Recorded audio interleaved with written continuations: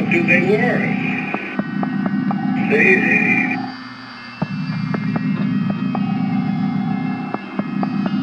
One person looks friendly. He's friendly looking, and he's looking at me, and he's smiling. I think of a red-haired Irishman. I don't know why. I think I know why. Because Irish are usually hostile to Negroes. And when I see a friendly Irish person, I react to it by thinking I will be friendly. And the evil face, he looks like a German Nazi. His eyes were slanted. I see it. So his eyes were slanted. But not like a Chinese. This creature, this leader is telling me something. Now, his lips aren't moving. And he's looking at me. Stay there and keep looking. Just keep looking and stay there. And just keep looking. Just keep looking. Oh, I gotta pull these binoculars away from my eyes. Because if I don't, I'll just keep staying there. Oh no, he didn't say it. Just stay there, he's saying to me.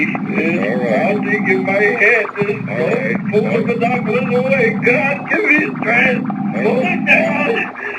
Run! Pull these binoculars down and run. God! If there's a God, give me strength. I gotta get away. Oh! Hey, we gotta get away, buddy.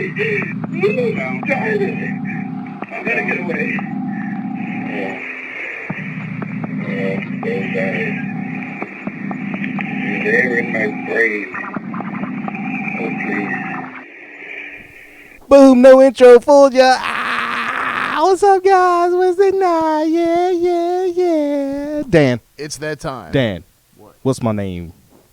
Don? Talking to the mic. Don? That's right. And I'm as Dan. Don, I got something to tell you. What's that? That is Space Rocks, Mind Control. Chickens? I can't even do it. Chickens Chickens. and chickens. What's that all got in common, guys? Why don't you tell me, Don? Reality Brief, Oh. motherfucker! Welcome Guess to what? the show, guys. Welcome to the show. It's Wednesday night again, and we've all congregated around our favorite electronic devices to take a look into some of the weird stuff that's going on out there. That's right. Some stuff that you probably ain't ready for. Hey, for real, we're going to get into some pretty graphic stuff at some point in the show tonight, so if you have Right, small kids around, right. you may wish to If you have watch small this kids around while and this show is they're not on, listening. I have to question why you have small kids around in your life at all. Good question. Mm. Well, there are So, parents out there. I mean, believe it or not, we actually, we have an audience, man. yeah, but I hope they ain't letting their kids listen to us. They're Yeah, like little yeah, kids you and should- shit. yeah, Like, this isn't a children's show. Yeah, this is not a kid show at all. Just wanted to put that out there. Unless, of course, your baby is a hybrid, in which case, do what you want. So this weekend we caught up with Andrea Sadegh, and we were supposed to do one with her, Penny, and someone else, and it kept getting rescheduled, and there's all these problems. So we decided just to go ahead with just her for now. Hopefully we'll be able to put that roundtable back together in the future. But It is manifesting. We'll see how it has not goes. manifested yet, so, yeah. yeah, you know, 'cause you gotta get all on that co-creative consciousness. Go ahead and talk to your mind with things in the space. Well, and of course, we're all in different time zones, and, it makes me wonder, what if time zones are just part of the simulation? Yeah, What if time zones aren't real? I got this. What if time isn't real? This is a question we on Reality Brief have been pondering for some time. Do we actually live in a simulation? Am I really real, or am I just an algorithm? I'd like to think I'm real. I mean, we'd all like to think we're real, obviously, but Well, somehow I I guess the real kind of question is, feel like there's a lot of NPCs walking around, man. But are your thoughts your own? Exactly. Who knows? So we got this article sent to us by Valkyrie, the Lightning Angel. No, okay, guys, it's Petty. It's Petty the whole time. So we're gonna go ahead and go through this one. It's pretty cool. It's from the Scientific Inquirer. Scientific Inquirer. Science in the Simulation Hypothesis. 5 reasons we may be in the Matrix. This year marks the 20th anniversary of the release of the groundbreaking film, The Matrix. Dan, where were you when The Matrix was released? I don't remember, but I remember seeing the first one in theaters. Yeah, I seen all 3 of them in theaters. And the only one that was any good was the first one, I think. Yeah, I mean, at least the soundtrack I thought was pretty decent for soundtracks at the time, you know what I mean? Like, it kind of showed how, like, moving out of the 90s and into the early thousands, the early double aughts, whatever you call them, industrial and electronic music was starting to have more of a pull on music, music and especially popular music at large. Because I'm used to listening to stuff where, you tell people the names of, like, 3 bands you listen to, and they're like, what? What? Yeah, I feel you Bless on that. you. I feel you on that. But, look, the thing about The Matrix for me was, with the first one, when I went to go see it, I had no idea what it was about at all. Hadn't even heard of it, actually.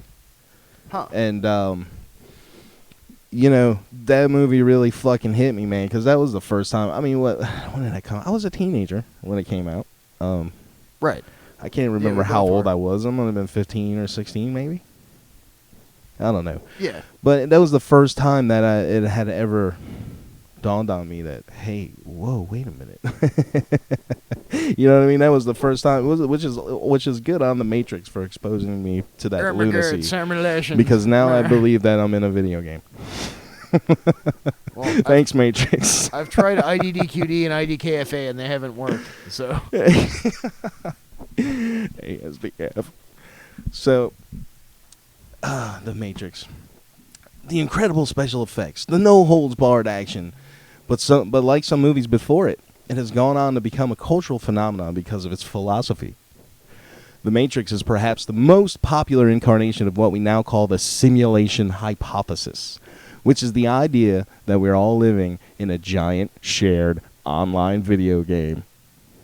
World of Warcraft, baby. For real. On this important anniversary... I wish it was EVE Online already. Can we get past this Type 1 Civilization bullshit? Or at least Star Trek Online? I mean, that's... If we're in a simulation, is the secret space program stuff like just a different software? Like they're jumping in the EVE Online? You know what I mean? Like, how does that work? If it's a simulation, then yeah, time travel, age regression, all very possible. I hear there's a game out there called Elite Dangerous that basically like is the secret space program online. Like, really? I don't know if it's really. Do you like seriously? Like, there's like a Nachtwaffen faction and everything. Like, really, this game is called Elite Dangerous. Like, Elite Dangerous. It sounds like Dark Fleet. Like there's definitely a Dark Fleet. Like Chinese English. I mean, I think it might actually be a German game publisher. So, really, is art imitating life or is life imitating art? It's hard to tell, man. On this important anniversary, I am releasing my book, The Simulation Hypothesis, an MIT computer scientist shows why AI, quantum physics, and Eastern mystics all agree we are in a video game. That's a long-ass title, dude. Didn't anybody help you with that? Seriously, like how about the simulation hypothesis? Science writers these days, you can't take them anywhere. How about the simulation hypothesis? We all live in a fucking video game. Right. That would have sold many more. So in this copies. Extremely long article, he'll review some of the scientific reasons why this might be the case. Maybe in this article. Look, Internet Legos. Yep, brought to you by Nas. Admittedly, the idea sounds like science fiction. The creators of The Matrix, the Wachowskis, claim to have been influenced by the work of Philip K. Dick, among others. The many adaptations of Dick's work are well known, including Blade Runner, Total Recall, The The Man in the High Castle, The Adjustment Bureau. What's The Adjustment Bureau? I never heard of that. Huh? No, me neither. But they don't even mention A Scanner Darkly, which is fantastic. Like, you should read it before you see the movie. But in his stories, Dick was often obsessed with what was real and what was fake about reality and about the human experience. Dealing with issues of artificial intelligence, simulated reality, and fake memories. mm-hmm. The Matrix, you recall, Dark City style.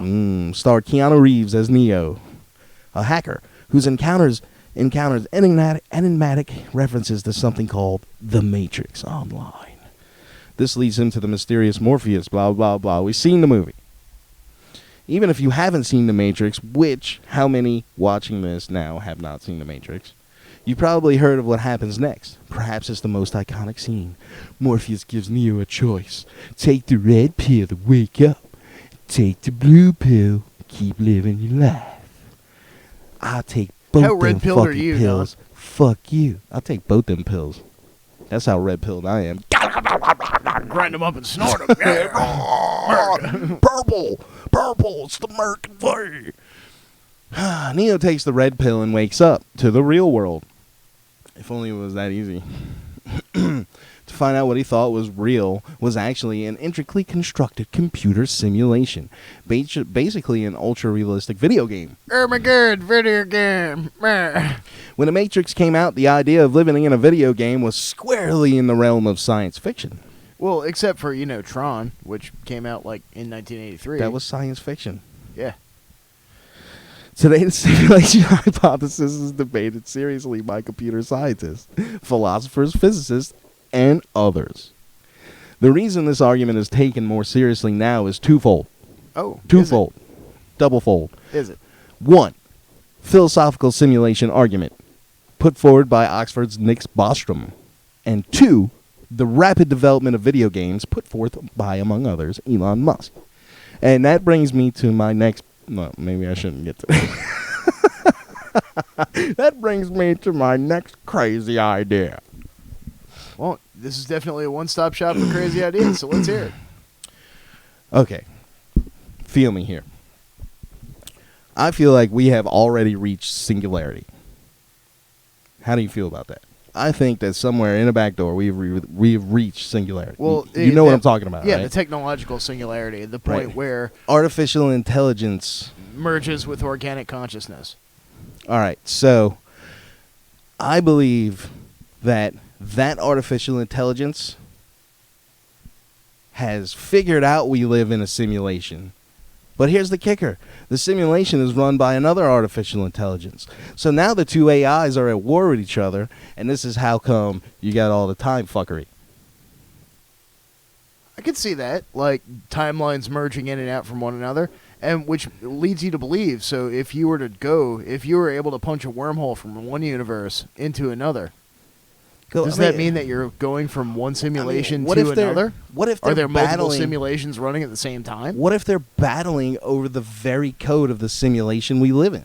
Yeah, like everyone, it's like two people like editing pages on Encyclopedia Like Dramatica. when we go on the YouTube and we update the stream title and all that shit, and then I do it and then you do it and it gets all fucked up and it gets all fucked up. Oh yeah. And then, like, yeah, like or when we both actually post links to tonight's show at the same time within the Reality Brief group. Right, exactly. So, did we really both post them, or was there a timeline where I posted it and a timeline where you posted it, and then the simulation merged those timelines? Which simulation AI made me post it, and which one made you post it? Were we at war with each other? I posted it of my own will, so therefore I can't be an NPC. That's the other thing, man. What defines an NPC? All right, so for those of you who don't know, and this comes up often, a lot of people don't really understand what NPC stands for. And that's basically something you get out of role-playing games or different video games. If any of you guys out there ever played Dragon Warrior or Final Fantasy, NPC is a non-player character. Right, So that like means it's a computer-controlled character, right? So if be you're an playing enemy, a video it could be a friend, game... it could be a townsperson, it could if be you're- the queen or the king. Yeah, it could be anybody. That gives you a quest. But look, if you're playing a character in a video game or in a role-playing game, that's called a player character. Right. Right? You're driving that character. If the computer or the dungeon master is playing a character in the game, That's an NPC. that's an NPC. Right? Scripted, goes with the algorithm. Right? You Right. following me? So, how do you know? Are you an NPC? Am I an NPC? I hope I'm not, but who the fuck knows? I could be an algorithm, right? I mean, could an NPC create art? Well, what makes an NPC an NPC? Are your thoughts your own? So, if there is player characters in this simulation, There are player characters and non-player characters. what are they doing on the outside of the simulation? What the fuck world is out there, Probably the Citadel, right? from Mass Effect. And if there isn't player Some characters, giant glorious space station where all of this is playing out in an arcade what could somewhere. possibly be the point if there isn't player characters? Well, who says there's really a point to anything, though? Like, and that's the question. Can one go from being an NPC to a PC? Can an NPC become self-aware and start controlling himself, thereby jumping from NPC status to PC status? All right, let's check out what Nick Bostrom has to say about it. He All published right, his Slick O3 Nick. paper, Are You Living in a Simulation? Bostrom didn't say much about video games. Instead, he made a clever statistical argument. Bostrom theorized that if a civilization ever got this to the simulation point, it would create many ancestor simulations, each with large numbers, billions or trillions, of simulated beings. Since the number of simulated beings would vastly outnumber the number of real beings, any beings, including us, were more likely to be living inside a simulation than outside of it. Other scientists, including physicists, have taken up this argument. So, in the video game version of this argument, we have the rapid advancement of graphics technology. Elon Musk, speaking at the Code Conference in 2016, asserted that 40 years ago we had Pong, which was essentially 2 lines and a dot. Right. Today we have VR and AR and MMORPGs, all based on 3D technology. If the pace of video game development continues, in a few decades, we would have hyper-realistic games indistinguishable from reality. I can't wait, because I already get motion sickness from that EVE Online Valkyrie game I on think that's VR. because you just might have ate too many things. Well, there's that, and then there's also there's a movie that came out in 2001 that I encourage all of you to check out. It's called Avalon.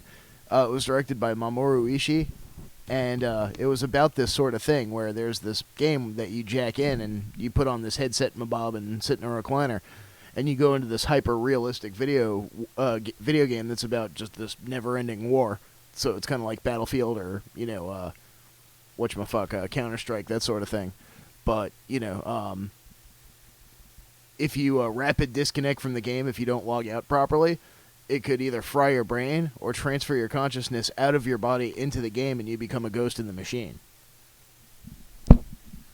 Right, and so it's like ghosts are just NPCs that haven't decompiled correctly. Right. Or PCs, for that matter. All right, so now here's the 5 reasons. Pixels, resolution, virtual, and augmented reality.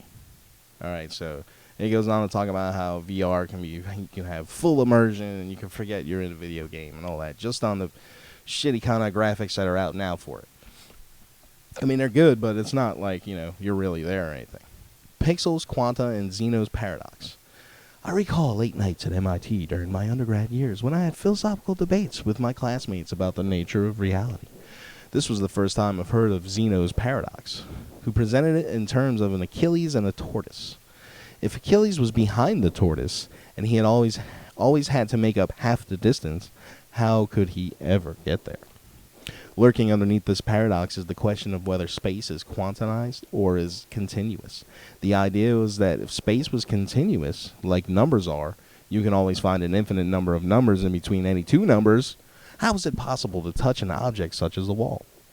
You would always have to cover half the distance and never get there. So we get into this idea that space might be quantized. Today's physicists generally acknowledge Planck constant as being the smallest amount of space that anything can be measured. Moreover, physicists tell us that most of what we think of as solid object is actually 99% empty space. Oh, yeah. Especially if you look inside the atom. The quantum physics consists of discrete quantities of energies or states that a particle can exist in. Newton's equations assumed a continuous amount of space. It turns out the universe may be more quantized than we thought. Really? The collapse of probability wave, quantum interdeterminacy. You should show everybody a picture of that GIF to give them a brief example of what's going on the quantum level everywhere around you right now. All right, so future selves in parallel universes. The speed of light. Yeah, I always thought it was funny about it, how the speed of light is constant, regardless of your speed. So if you're moving at half the speed of light and you shine a flashlight in front of you, the light doesn't go speed of light and a half. It stays at the speed of light. Man, the simulation hypothesis, this is pretty neat right here. All right, I'm just going to hit this one last piece here, and then we're going to move on because we got to play in the interview, and you wanted to cover some other stuff. Yeah, we got some other tidbits that we'd like to go into. The simulation hypothesis provides a pretty good answer. The reason that video games have advanced so far in a few decades is because of optimization techniques. It would be impossible even for today's computers to render in real time all the pixels of a single 3D world. Instead, information is stored as 3D models outside the rendered world, and then only what a particular character can see from a certain angle is rendered. In short, only that which is being observed is rendered. Many adherents of the simulation hypothesis think that quantum interdeterminacy is an optimization technique with the same basic idea. Only render that which is being observed. So that's why if you look at something at a quantum level, it changes the state. It's kind of funny because the other day I was at work and somebody went to go stick their credit card into the chip reader. And at first, it didn't work. But then on the second try, it worked. And I was like, haha, Heisenberg's uncertainty principle in action. And he was just like, what? You don't got game dodge. Yeah, definitely. All right, so enough of all that. Sure, we bored the shit out of you with our lunacy on simulation. But for real, I think probability is pretty high. Don't let them get away with it. Fuck with the code. Learn magic. So, hey, what if it turns out that's really what things like telepathy and, psychic capabilities and it's all just fucking with the magic code. And all that is basically, just fucking with the code. Yeah, explain it. Certainly. Can we give the audience a taste of that GIF real quick? Because I think it's pretty tasty. Oh, gosh. You know it is. It's not even that tasty. It is. I could stare at this for hours. All right, let me see. I think it's pretty swell. That's the quantum realm. Yep, that's happening all around you right now. Mm-hmm. In the space between the atoms, tiny little particles are flitting in and out of existence, coming into existence, colliding and annihilating, and ceasing to be. And it's kind of comforting to me that you're looking at an algorithm. Well, are you? Or because think about it like this. Maybe it's a very open-ended algorithm to the point where, at space at the smallest levels is a bubbling sea of chaos. I take comfort in that. You don't know that. Because to me, that indeterminacy, that sort of chaos underpinning everything, is almost, proof that free will is a thing. All right, so real quickly here, we got Instagram and Facebook ban far-right extremists Alex Jones, Infowars, Milo, how do you say his name? Yiannopoulos. Yeah. Paul Joseph Watson. Isn't that a brand of yogurt? Paul Joseph Watson, Laura Loomer, Paul Nehlin, Louis Farrakhan have all been removed from the platforms. Wow, that's interesting that they include Farrakhan as a far-right extremist. Antimatter breakthrough indicates the universe is hiding something. Tussle over Pepe the Frog likely headed to trial. Yeah, there's court cases a brewing over Pepe the Frog. It feels bad, man. Who is that about the Alex Jones thing? Yeah, it's Alex Jones versus Matt Fury. But yep, it's going to court. So old AJ Gator's back up to his old tricks. 4,500-year-old pyramid builder's cemetery found in Egypt. Jafar Creek. Ultra-fast generation and control of electron vortex beam via chiroplasmonic near fields. Shades of Schauberger. This is coming from Nature, but it's an interesting little tidbit on the science of vortices and all this stuff. If it's not posted in the Reality Brief group, we're gonna go ahead and post it in there some point between now and the end of the show, or maybe later. We're tonight. gonna definitely hit one of these, but we're gonna go through all the headlines for you, so you know what you're missing out if you're not in the group. Yeah. So join the group. Be like everybody else, man. Don't And be a square. there'll probably be a bunch of other stuff in there too. You never know. Absolutely, man. Everybody posts everything. It's More insane. articles than we can even come close to touching on the show. Plus, we got the awesomest admin in there. Shout out to Tess. What's up? If you listen, Thank Tess, you, what's Tess. up? All right, so where we got? Hubble reveals soul-wrenching view of the distant universe. The space telescope view is like having a history book of the universe in one image, according to one astronomer. I mean, it is pretty smexy. We'll check it out here in a bit. Scientists have finally achieved direct counterfactual quantum communication. This is why quantum field theory is more fundamental than quantum mechanics, and why Einstein's quest for unification was doomed from the start. God damn, dude. Yeah. Titles, guys. Titles. I know, right? This is the state of science writing today. You fucking fucks. All right, so which one are we hitting? Let's see. Let's see. Anybody in the YouTube chat got a preference? What you want to hear about? Sup, dads? I steal 20 gold from Don and Dan. No, you fucking don't. Yeah, no, you don't. You will not get my schmeggles. Anybody have a preference on what they want to do? We're going to do then, one. you know what? We're going to go ahead and dip right into Instagram and Facebook banning far-right that seems extremists. pretty. So, you know, I don't necessarily agree with any of the views of any of these people, but what I don't like is it's, private censorship. And it does kind of suck. I mean, Right. On one hand, yeah, there's the property rights argument that it's their platform, they can do what they want with it, but it doesn't make them not douchebags for doing it. You know what I mean? Yeah, they're total douchebags for doing it, but, so what are you saying? You're a commie if you think they shouldn't be allowed to do that? I mean, it's their platform, they can do what they want. I mean, I hate to say it, but to be true, logically consistent, true. you have to come down on the side of property rights. True that. But right, giant douchebags. But yeah, it makes them douchebags. Mhm. And you know what? I would love to see some competition out there. I hear there's other social networking sites like spaceportals.com. Is Net. dot .com or .net. .net? One of them. .net. That was the worst fucking plug ever. Yeah, it was.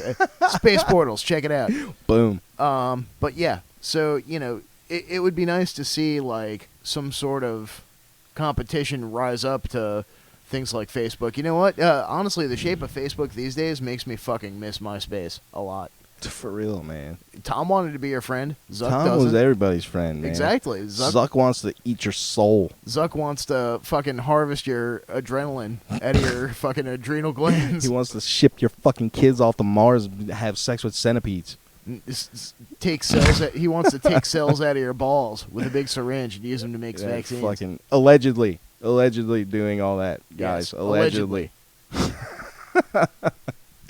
They also he's banned also allegedly a shape-shifting lizard, but anyhow, yeah, in an effort to contain misinformation and extremism that have spread across the platforms, Instagram and its parent company Facebook have banned Alex Jones, Infowars, Milo Yoplait, and Paul Joseph Watson, Laura Loomer, and Paul Nillen. Who the hell are Laura Loomer and Paul Nillen? I don't even know who those are.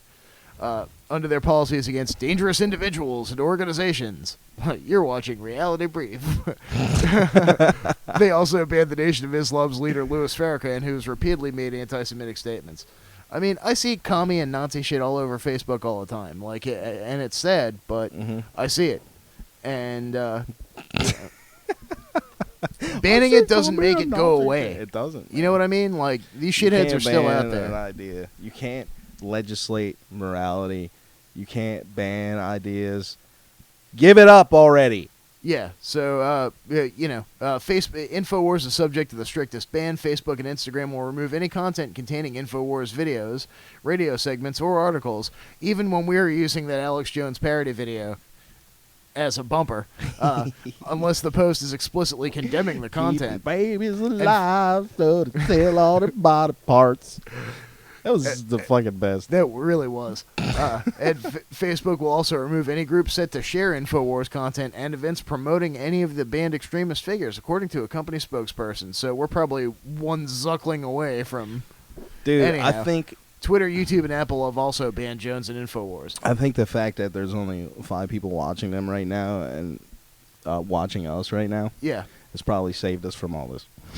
Oh, yeah, there you go. So the article goes on a So little bit longer. the point but is, if we're- you don't want to get taken off the internet, put out a show that nobody wants to watch except for 5 people. Yeah, seriously. You know, maybe if we had like a larger network of It's small cool, man, shows, because I don't mind. small broadcasts. I don't mind. I don't want to be shut down. That would suck.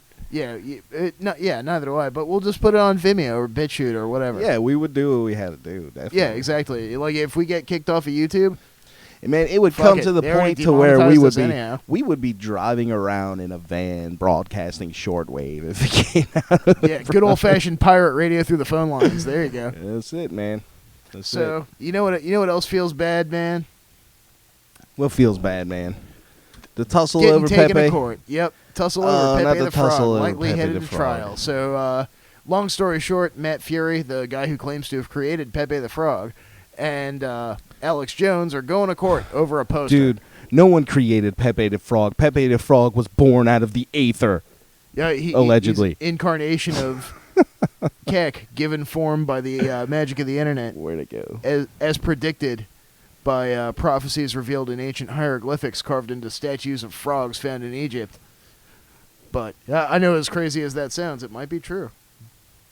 Oh, so that's the Who shirt? tells the god of chaos what he can and can't do? Oh, it's a poster. Yeah, it's a poster. Dude, I fucking... For just 1776, fucking Alex Jones, man. I'm angry! We don't have a soundboard, so we just have to improv everything tonight. 1770. Scum! Help support InfoWars and fight free speech. Get this limited edition hashtag mega poster for See, just at least we just sell- 1776. The spirit of resistance, baby. Did I do it good? Yeah, that was perfect. Your face didn't get red enough. Oh, fuck. I was trying to hold my breath and squeeze and everything, man. Bill, don't shit your pants. Reality brief. Oh, shit.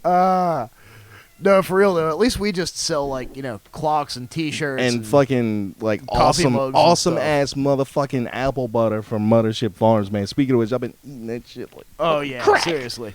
Which if you go on Redbubble and look up Reality Brief, our store will come up. You could buy yourself some stuff, or stop by our Bandcamp or whatever. Shameless plug time, since It's that time. And we're not charging $17.76 for anything, by the way. Because Actually, that's man, tacky. Redbubble is, look, I'm going to tell y'all right now, Redbubble is kind of pricey, man. I mean, look, that ain't us. They just print some shit. Like, we give them some designs, and they sell it, they ship it, all that shit, and they just give us a little bit of the money. That's how that Redbubble shit works. So, I'm sorry it's so expensive. Look, if we had our own merchandise, it'd be cheaper, but we ain't got money put out for that shit, so Yeah, forget so about it. We're doing the best we can here. Forget about it. So, all right. So, what's this about? Antimatter breakthrough indicates the universe is hiding something. Man, pick one more out that list that you really want to talk about. Yeah. So, okay, it's really long and it goes into stuff about antimatter. We're gonna post it in the group. It's pretty rad. Yeah, all those headlines I read out earlier were going in the Yeah. group. So you're going to have to join the group on the Facebook. pyramid builders thing. That's pretty self-explanatory. The shades of Schauberger thing about the electron vortex beams and chiroplasmonic fields. That and the quantum field theory thing. All of that is entirely too long to go into on the show tonight. Like, that just... It's completely outside the scale and scope of what we're trying to do here. But we'll post it in the group. But one thing... It's got words in it. Um, There's no moving pictures. The thing about achieving direct counterfactual quantum communication, that's kind of dope, because like it basically means if you have two entangled electrons, if one displays 1, the other one always displays 0, right? Like binary code. Mm-hmm. So that alone could form the first quantum like Morse code communicators between Earth So- and Mars. Communicating through the actual code of the simulation. Yeah, through the entanglement of pairs of electrons. Right. Which is actually the code of the simulation. Pretty much, yeah. I mean, if you had to break it down like that, yeah, it is using... You're connecting through the fabric of the universe instantaneously. Like, if you have two... Let's say, to this whole thing, like, the counterfactual quantum communication, it's like if you have an electron that spins clockwise, and it's entangled with another electron that, is entangled this way, the other one always spins counterclockwise. So... if it's 0 on your end, it's 1 on the other. And yeah, you could do Morse code with that. Mm-hmm. So, I mean, that we're probably going to see this tech used in the first instantaneous communications with, people on the moon, which is still a few light seconds away, or Mars, which is light minutes away. According to various science fiction writers whom Corey Goode has allegedly taken his material from, time travel beacons are used on a quantum entanglement principle. That wouldn't surprise me. I mean, this looks like the first principles, like, okay, if rubbing two sticks together to make fire is the first principle that underlines things like steam engines and diesel engines, then this is the equivalent of rubbing two sticks together as far as quantum tech goes. I think this is going to be everything from replicators to transporter tech, like you see on Star Trek, like, beam me up, Scotty type stuff. Yeah, this is the first step. Wait, man, I think that also when you remote view something or you're actually projecting, it is also a form of quantum entanglement. Care to elaborate? I think it may be something to do with you have some type of photons or something in your pineal gland that are in two places at once. All right, so you know about all the fucking remote viewing experiments with photons and all that shit. Yeah, of course. All right, so there you go. And when people say astral body, they're talking about a light body. Yeah. Right? Mm-hmm. So you got an eye in the middle of your brain. There's your astral body, your etheric body. You've got an eye in the middle of your brain that's completely shut off from all light. Yeah. So, according to this one book that I read called Astral Dynamics, they were talking about how you actually have about 7 different bodies that all exist on different planes, different frequencies, levels of energy. All right, guys. Well, we're gonna have to wrap it up with that because we got to get this interview going with Andrea Sadegh. One last thing. God damn it, Dan. And I think we need to share this with the audience. This new Hubble Legacy field that was shared recently.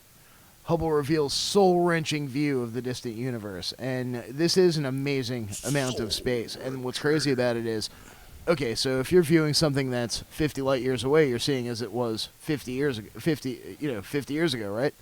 Well, this view of the universe is from a patch of space that goes back to 500 million years after the Big Bang. So we're seeing some of the first galaxies that ever formed. I know. Y'all are sitting there looking at the screen right now going, hey, it looks like space, some stars, right? Some stars. But all of those dots are fucking galaxies, dude. Yeah, every single one of those dots is galaxies. Yeah, those ain't stars. Here, can you control plus it and just zoom in a little bit?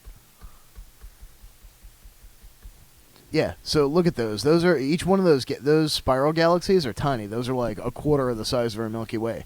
The bright things in the foreground with the rays coming out of them, those are stars in our own galaxy. But then look in the background. Each one of those tiny little dots, every one of those tiny little variances where like one pixel is slightly glowier than another is a fucking galaxy, dog. Insane. Trillions of stars. But it's only there if you look at it. Because we live in a fucking simulation. We'll see you guys next week on Reality Break. Enjoy the interview. It was pretty sweet.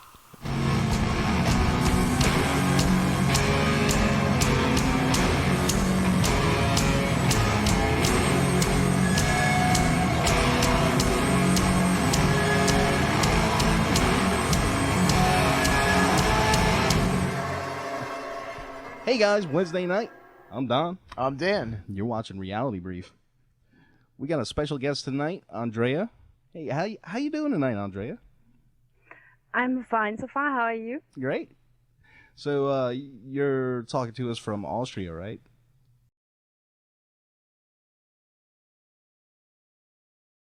You could call it would be trauma-based mind control, and that's your website up there on the screen, traumabasedmindcontrol.com. Yes. I'm specialized on the symptoms of the small and smallest ones when all this mind fracture and basic programming is starting. So how did you get into this? Like, what was your circumstances into like finding out about all this stuff? Well, I came into this topic over my son when he was 2.5 years old. He, after actually not even half a year visits with his daddy, he came home and had quite all of a sudden horrible flashbacks, telling me the most crazy, horrendous things you have ever heard. But within the flashbacks, there was no doubt that he had suffered something severely.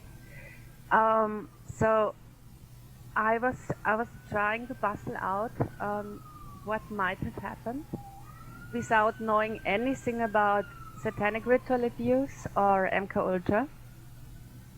And I started to write down line by line what he told me, also describing his language, his body language, what triggered him and so on.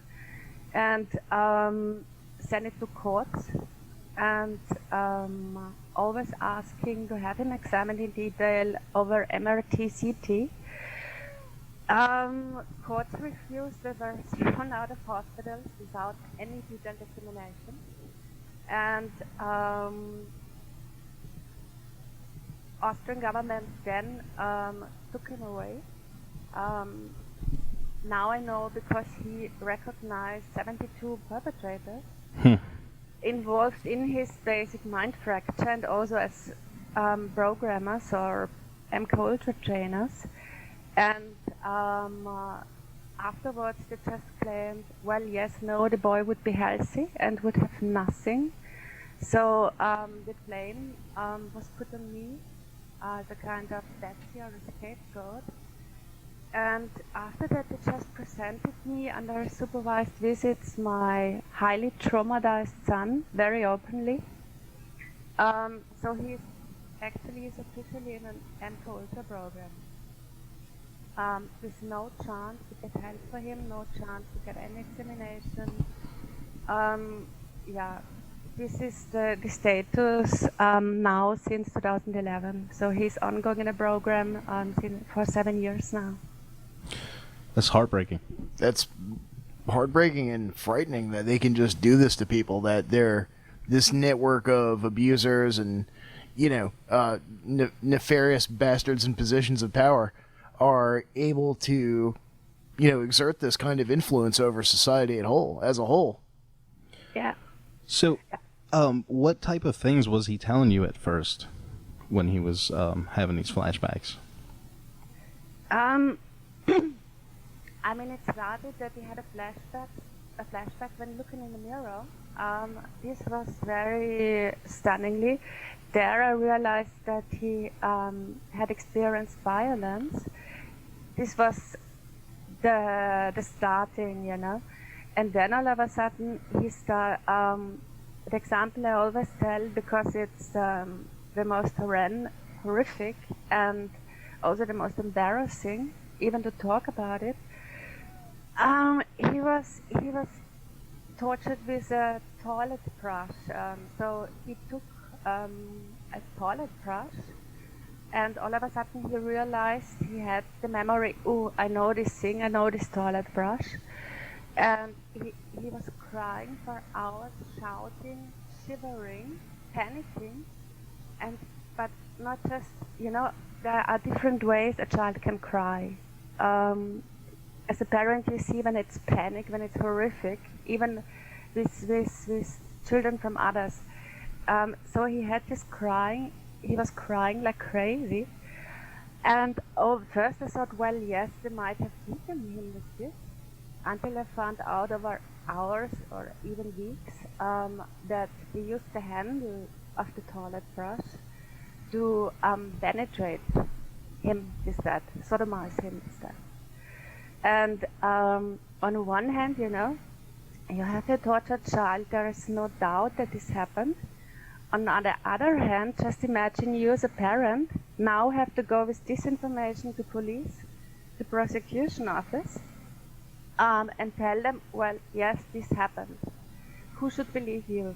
So these groups are very bestial, brilliant, to always put the blame on you as a concerned parent as well on the children, so no one would believe it. During all these torture happenings, there was also waterboarding. He was rolled into a carpet. He was trained to act as a baby prostitute. And you as a parent, you have to explain prosecution office and police that this can happen, that it does happen, and that even many perpetrators were present, whom he had to name mommy or daddy. So you come with this quite weird stuff. If you don't know anything about satanic ritual abuse, child trafficking, or MK Ultra, you have no chance to get someone to listen to you. And what's very interesting, I several times offered authorities, they can examine me psychiatrically, they can even have my son after a detailed examination of a MRT CT, and if my son wouldn't have anything, he can live with his father. I offered really everything. They denied. So it's very difficult when you're in this situation as a parent to even get an examination for these children. Mm-hmm. And there is the Istanbul Protocol from the United Nations. So hundreds of specialists wrote this in torture cases, a guideline for acting in torture cases. This is now the official recommendation of the United Nations, and the point is no one knows about it or claims not to know about it. And if you have a tortured child, no one is helping these children. Now, when this first started happening, what did you think it might be at first, or did you automatically think that it was this? We in Austria, we don't know about satanic ritual abuse. We don't know about MK Ultra, so I had no idea what was going on. But thanks to the information my son was able to give me about the perpetrators, I realized that they are well educated. They are university professors. They are physicians, psychologists. So I knew that they are not idiots, you know. Mm-hmm. So I just thought, no, there must be something, a bigger structure behind that, because they wouldn't risk it and they would not do it so professionally, because I saw that the way he was trained as a baby prostitute was highly professional. It was heartbreaking, you know, heartbreaking. Mm-hmm. But I realized, no, this was done on a kind of extremely professional level. Or situations when he changed personalities. I named it, he changed his status, his consciousness. I did not realize that he already was a split personality with a deliberate multiple personality disorder. I did not notice it, but I described it differently. So there was a personality that did not recognize me anymore. I was with him on the street, and all of a sudden he changed into this altar, and he did not see me anymore. So he was like standing alone on the street, trying to join some other adults. And from such small, let's say small things, I realized, oh my God, this is a huge systematic thing that was done on him. So if you suspect that your child may be a victim of this, what would be some of the symptoms that you would want to look out for, aside from, you know, what you've already said? Yeah, I mean, the first symptoms were that during the first visits, he came home very ill, you know. I was at the doctor's nearly twice a week, and the doctors, the pediatrician, meaning the child physician, always prescribed him antibiotics. Now I know they prescribed antibiotics to heal his inner wounds, because you nearly never see some wounds or bruises. The white torture is used, So you cannot track waterboarding. You cannot track. Right. They roll the children, for example, into car beds and beat them there because this doesn't leave any traces. Mm-hmm. And he already was clean, we say in German, meaning he went on his own on his body. So I did not check his genitals, his anus, so in detail. And what I know now is or pricking with needles. They pricked his tooth root canal. I mean, everything you can imagine that doesn't leave visible traces. So the first symptoms are that they get ill, very ill, and are stopping to talk. He was already talking. He stopped to talk. He needed sutures again, and he had enormous mood swings, unexplainable at the beginning. And after he was already programmed, at least the basic steps of programming were done. After some breaks with visits, all the things came out one after the next over months. Another symptom, this is very important because it's also heartbreaking. Those children are always surrounded from perpetrators.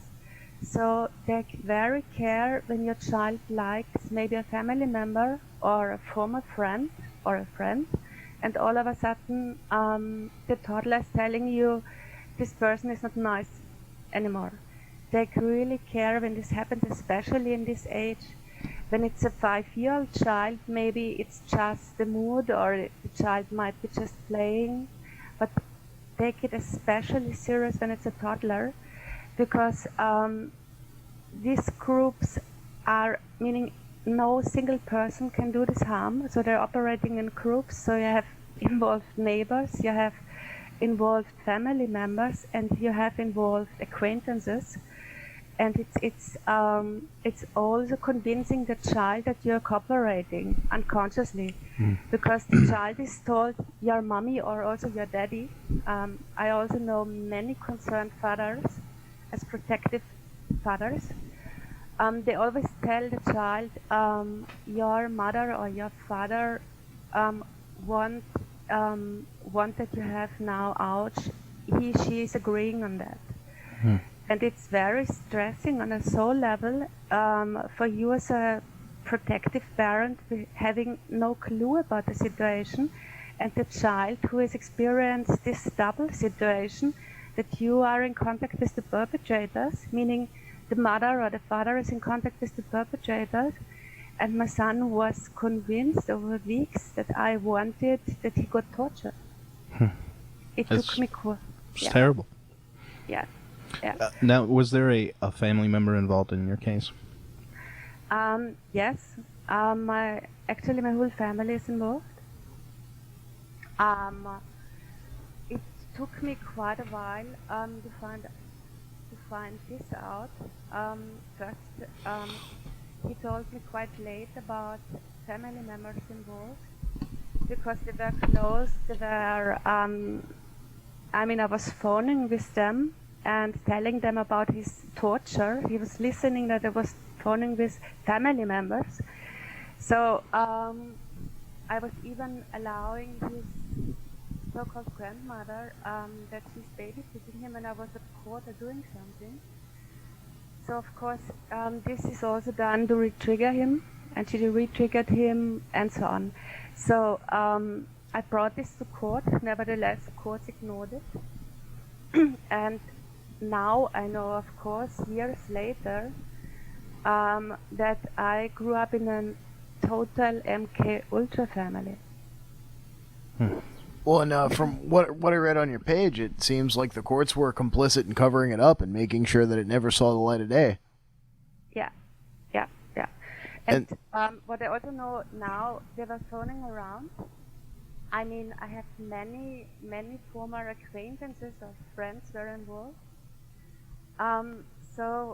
seemingly it was a whole setup my whole life. I did not realize, because I did not realize that I'm programmed, MK'd myself. So on one hand, it was heartbreaking for me to see that old acquaintances and friends were joining this crime because my son already told me. And on the other hand, I felt so free.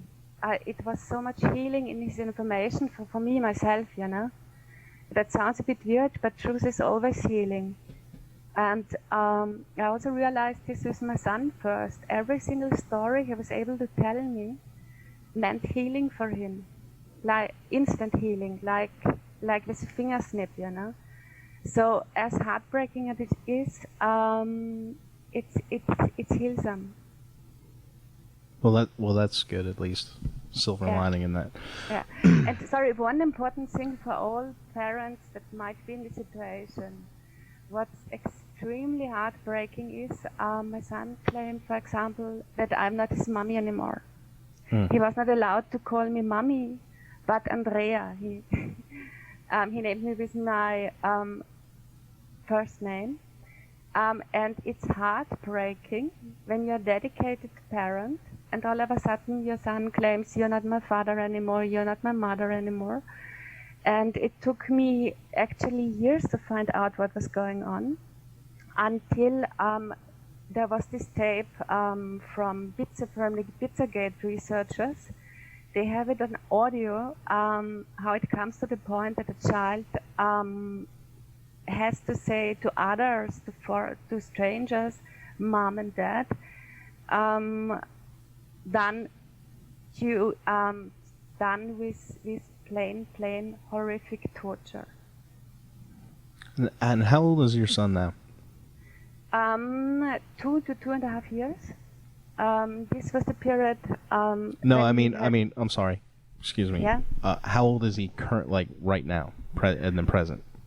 Currently present, he's 10 years old now. So this has been going on for a while. Yeah, ongoing for a while, yes. And the last thing, the last horrific thing that happened, I mean, already in 2011, when he was 2.5 years old, he told me that he would now be a girly, that he would not get children, and told me about castration, that he told him at least that he would have him castrated. They do this quite often, crushing the inner genitals or pricking with needles the inner genitals, or taking out the vulvoidal gland. But that's something technical, you can read that up on my website. And in addition to this, they sent me a picture in January 2019, a few months ago, without any comment, where I saw that he already lost all his adult teeth.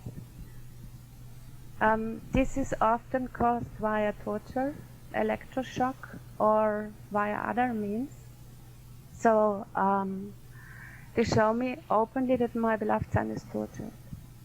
I wrote to court again, prosecution office and family court, and all I get back is there is no initial suspicion, not to even have a look on the boy, not to have him examined in detail, you know.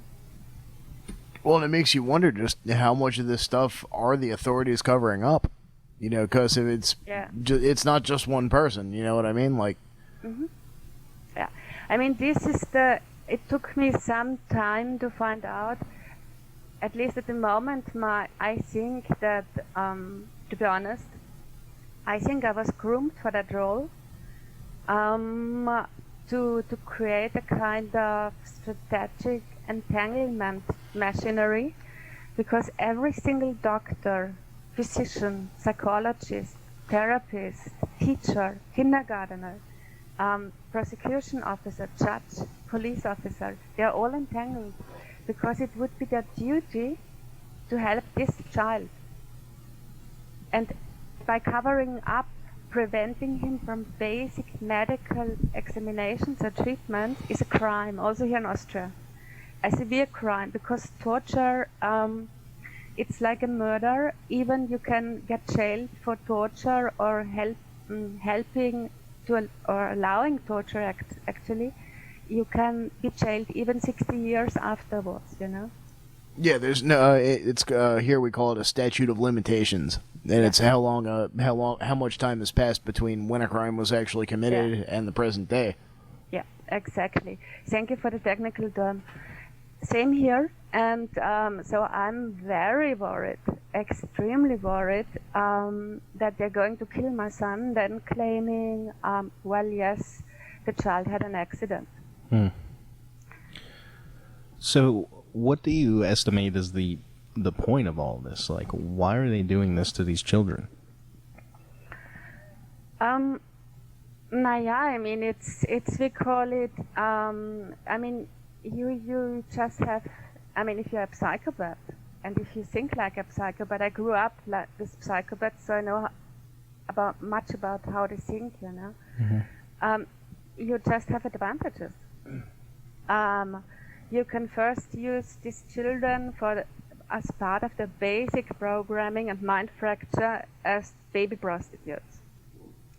You can earn, the younger they are, the more money you get. Then on the secondly, then you have the satanic component. You can do a lot of black magic rituals, energy transfers, experimentations within some satanic cults.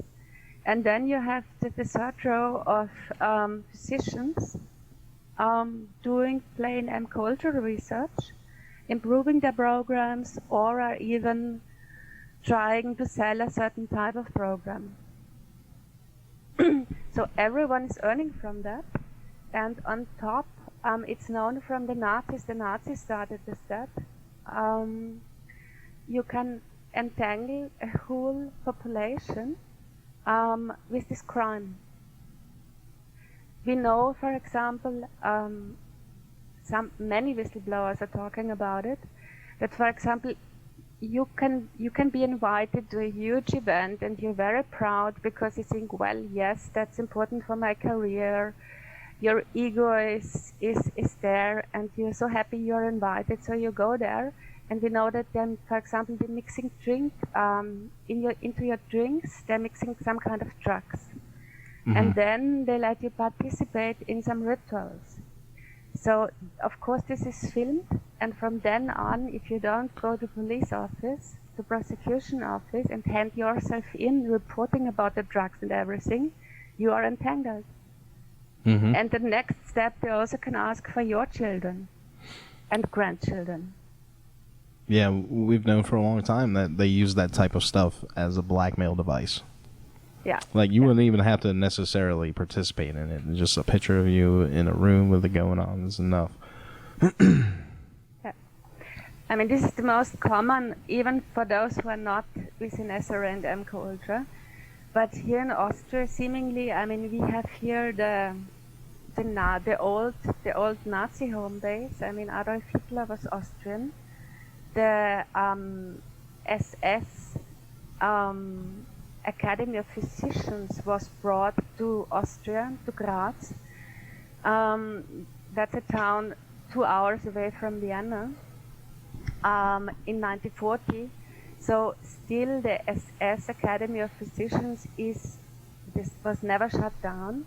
So we here have such a high density of Satanists, of MKUltra in general population, but yeah. So are you saying that this is basically being perpetrated by a Fourth Reich? This is very interesting. Yes, we have here Fourth Reich, but we have here, at least as my research goes at the moment, I think we have here extremely strong Thule. Thule, I mean the combination of real Fourth Reich and the Vatican. Now also, unfortunately in Vienna, also having large corporations with Mossad and with Russian Secret Service. Vienna, for example, was always said to be a melting pot of all secret services from the East and the West, because it's the country on the former border of East and West, or the city. So we here have any secret services, and they are sitting. I mean, for us, it's here the Nazis, there the Jews, there the Muslims, there this group, this group, this group. But we know that in their Freemasonic lodges or in the power centers, they are sitting all around one table. Yeah, well, in our own research, we discovered that the Thule was essentially behind the rise of the Nazi Party. Yeah, They basically installed Hitler. They installed Hitler. They financed him. I mean, there was so much money there for research, for all this military equipment, for the space, for the saucers, and so on. Even just look at the clothes. They were made by the later designer Hugo Boss. So they had designer clothes. Who paid this in a country that had no money after the First World War? Well, they still had all that loot stashed in Switzerland. Yeah. And I've learned anything from living in a military town, it's that you would not believe the lengths that people will go to get funding for things. No Really? doubt, yes.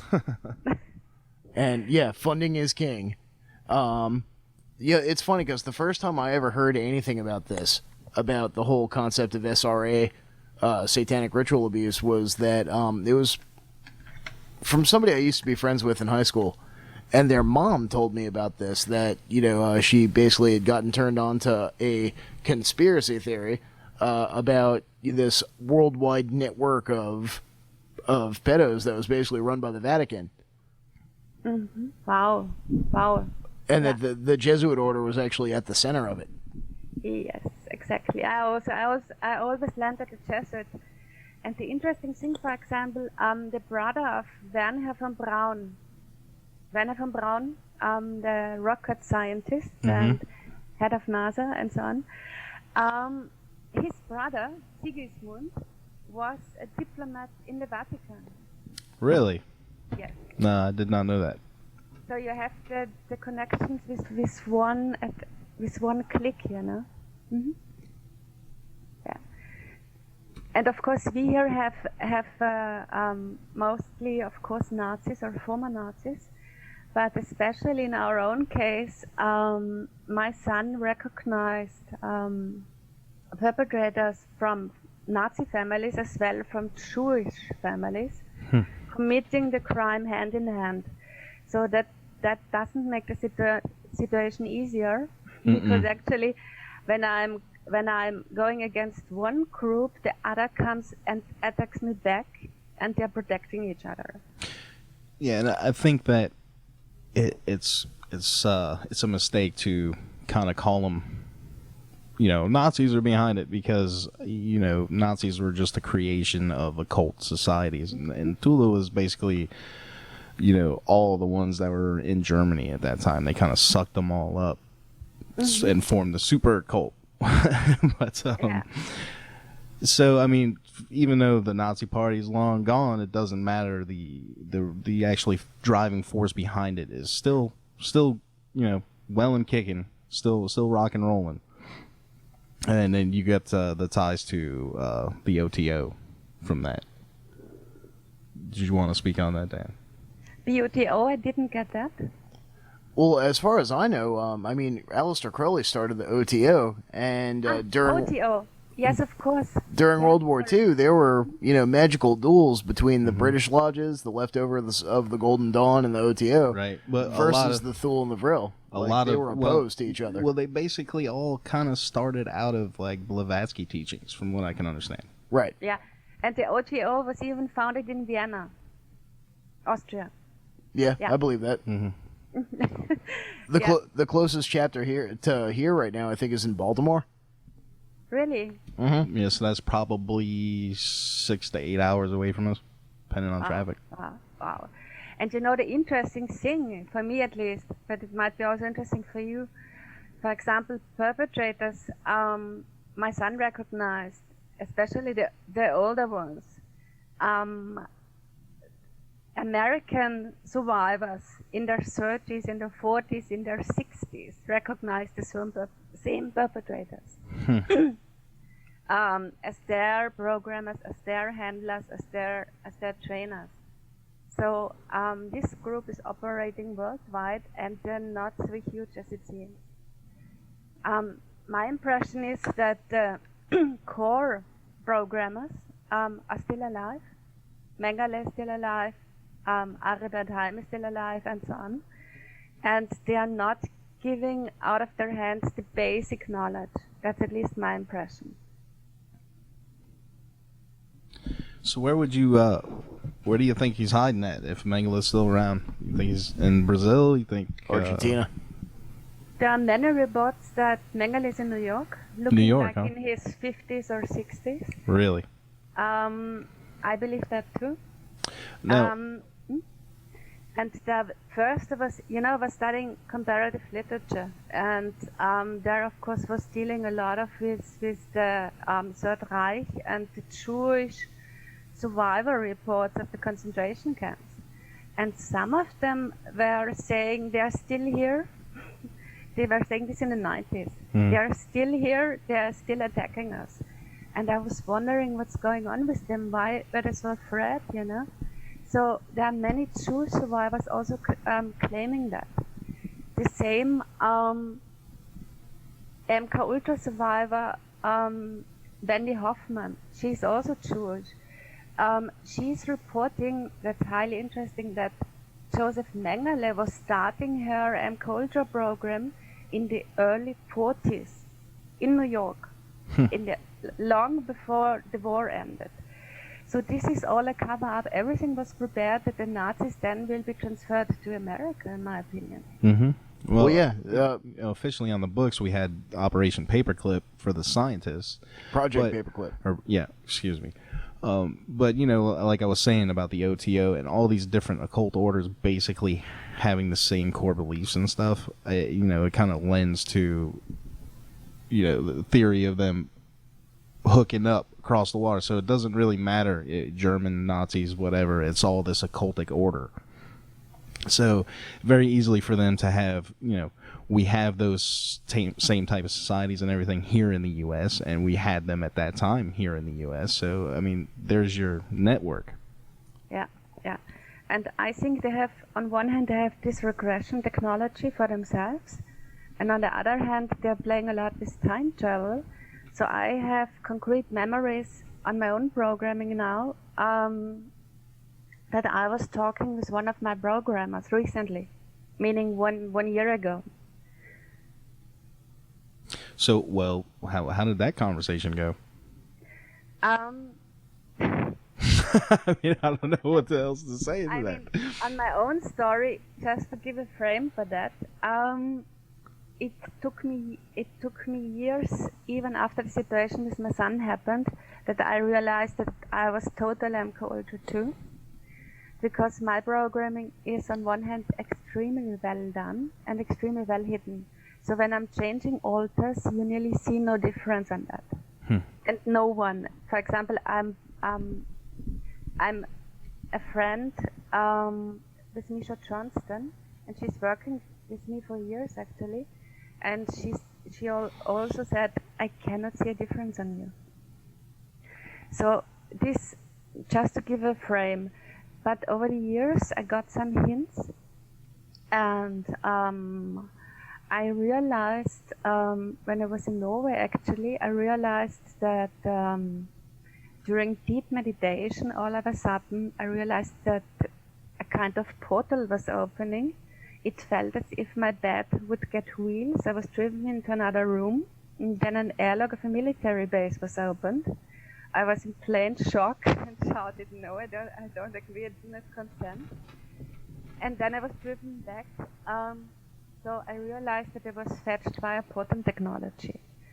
And so when you say portal technology, are you talking about, like, what people from who claim to be part of a secret space program or have been in a breakaway civilization?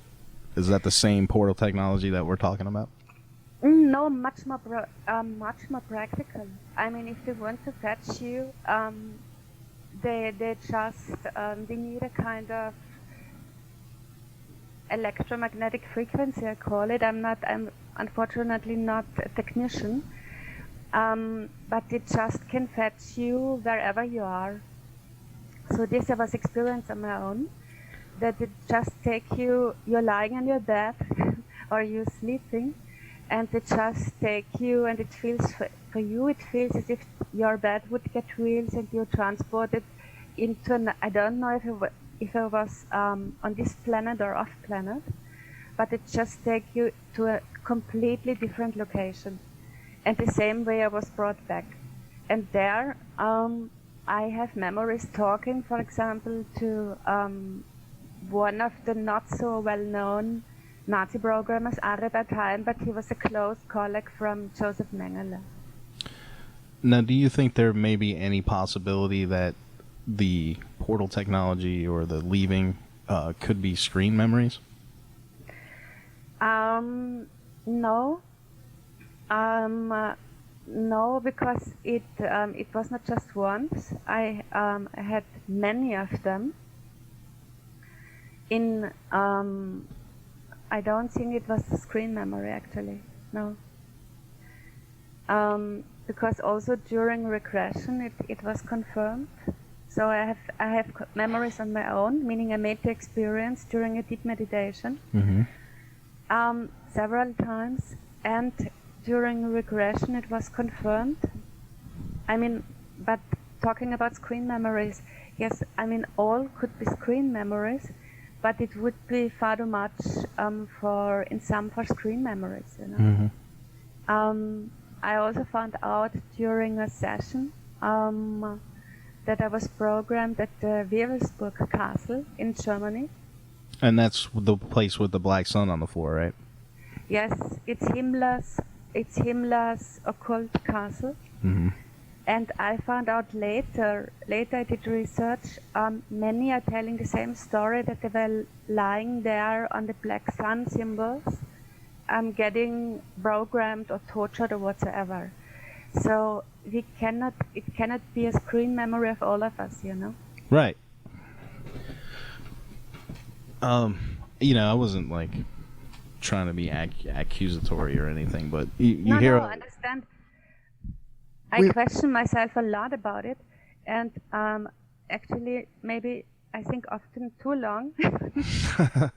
Well, it's been discussed in some of the circles that our show circulates through recently about how they now have the ability to basically implant false memories in your head, Dark City style. You know, they can take a memory from one person and implant it into another. Yeah. Of course they can. But you know, there are always, how's it called, injuries on your body. So why I do have these problems with my coccyx or my tailbone, without having any memories about an injury? Why do I have quite crippled pointing fingers without any memories? Of course, from torture. Why do I have memories like, actually I had the ability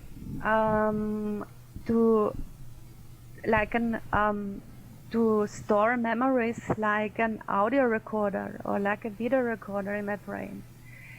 There are too many things that cannot get explained via consciousness transfer or what you're saying, you know. But I'm very aware of the situation that not everything is true. And I'm very careful in my research, therefore. Right.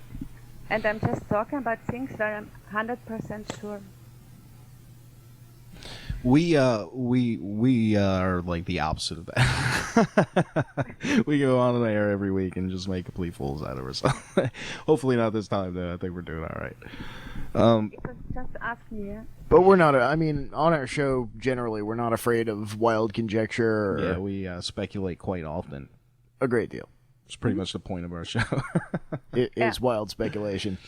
But we also try to provide a platform where anybody can come on, tell their truth in a non-judgmental atmosphere, and we let the audience decide what stands up to them.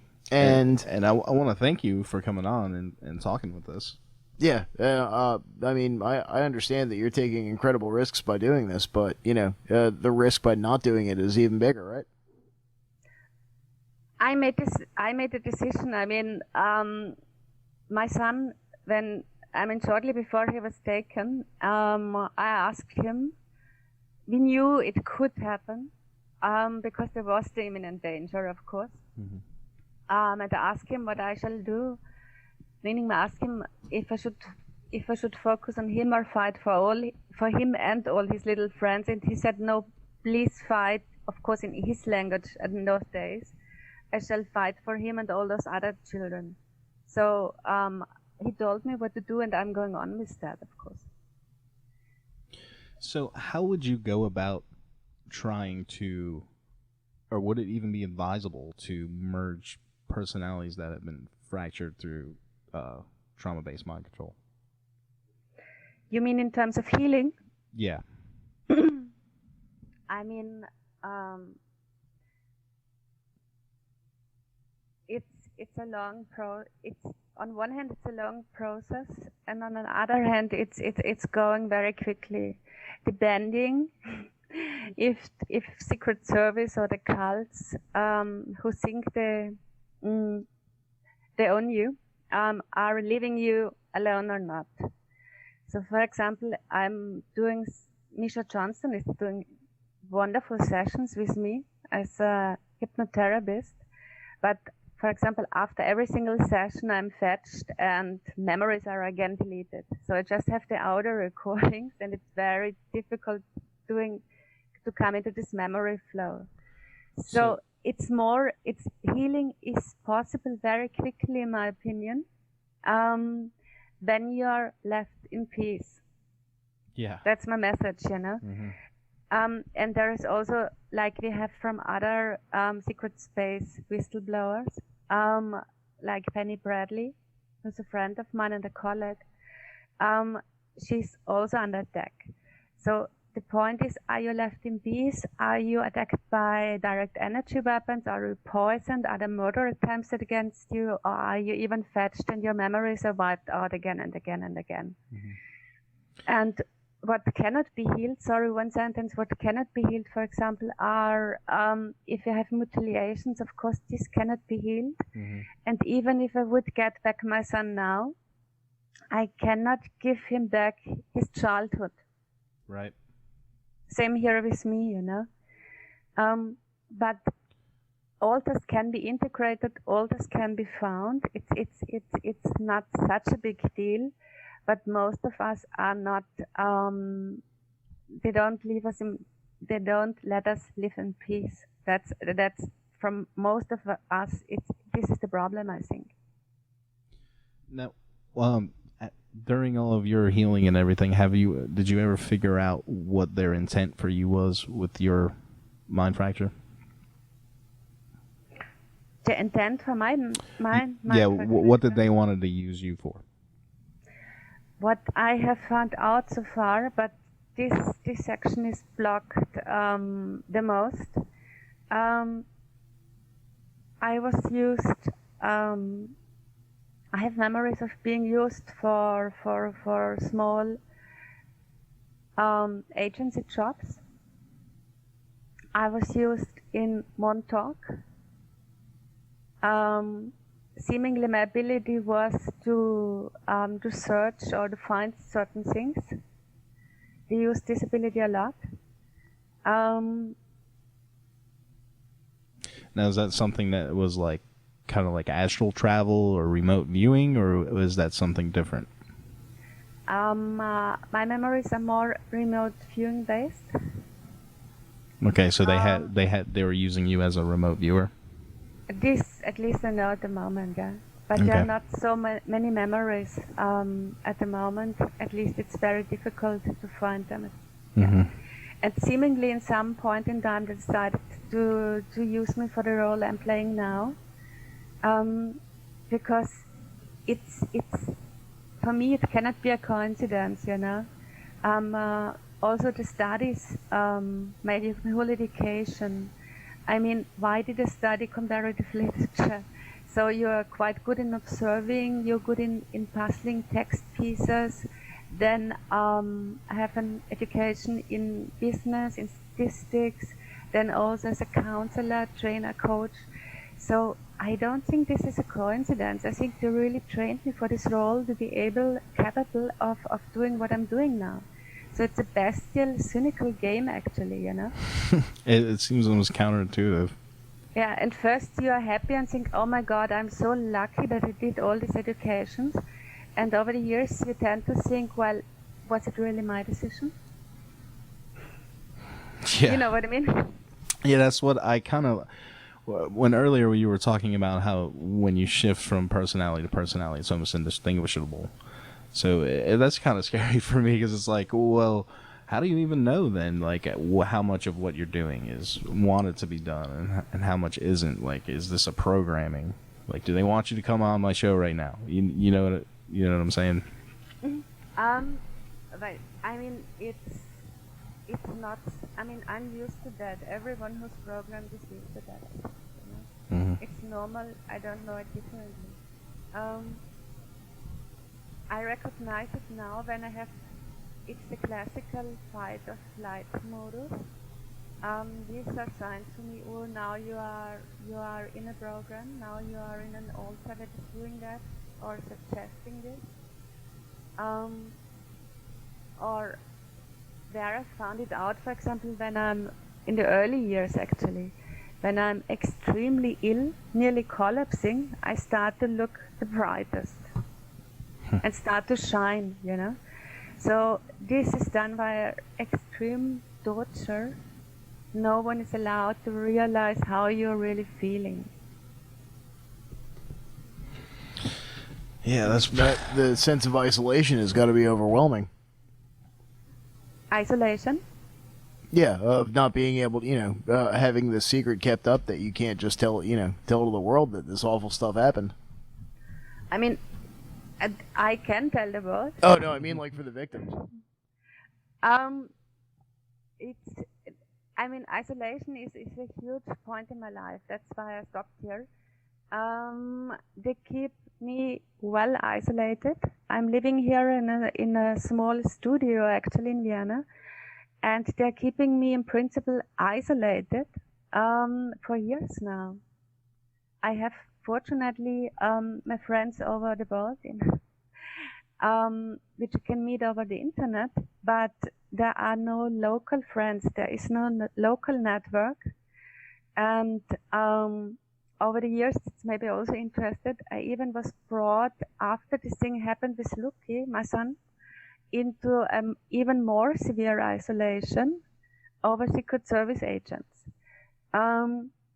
They come as helpers, they come as friends, and over months and years you realize, well, and now I'm completely isolated. Now, have you lived in Austria your entire life? Mostly, yeah. I lived several months in London in the beginning in 2013, when I tried desperately to find help for my son. I lived and worked in London for about 6 to 9 months. Then I lived also in Asia because I had to fly after murder attempt. I was in a Buddhist monastery to find some healing. Then I was a few months in Switzerland, and I was in Norway. And most of the time I was accompanied by Secret Service officials. So they're really eager to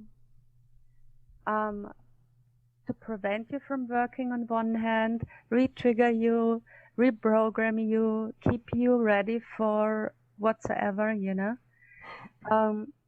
target you. And what they also do, especially in the early years, they do a lot of what we call, this is extremely important for the audience, they do a lot of what we call operative psychology. This means erosion of the soul, Zersetzung. They really try to kill you by killing your soul or hurting your soul so much that you either get really insane or you commit suicide, or you knock at the door of a psychiatry on your own and ask for being allowed to live there for the rest of your life. And this is extremely dangerous. I'm not joking about this. For example, one of the first helpers that appeared was from the Secret Service, and he wanted to help me and my son. And sitting in my living room with him, having coffee, all of a sudden thought, oh my God, I have the feeling now I'm getting crazy, to be honest. There was so much cognitive dissonance in this meeting. And until I found out that he was one of the torturers of my son. Huh. And it sounds very easy now here when I tell you this, but when you are in this situation, it's nearly unbearable.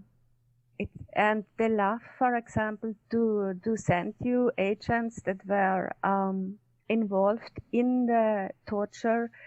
It's extremely important for breaking you down, hurting you on a soul level, on your consciousness level, because your consciousness knows it, just you as a person don't know it. And after this did not work, because when you find it out once, you find it out, it doesn't work anymore.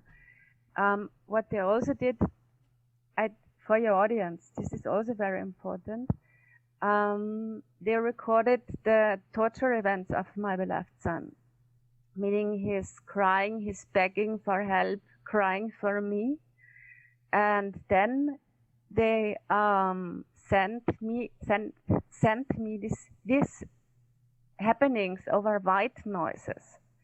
So the same is going on. Your consciousness, on a soul level, you're listening to that, but you don't hear it, of course, because it's white noises. And I promise you, if you don't find out, you're getting insane. It's nearly unbearable. As soon as you find out, it stops, and it doesn't hurt you so much, and then you can try to record it, and then most often it immediately stops.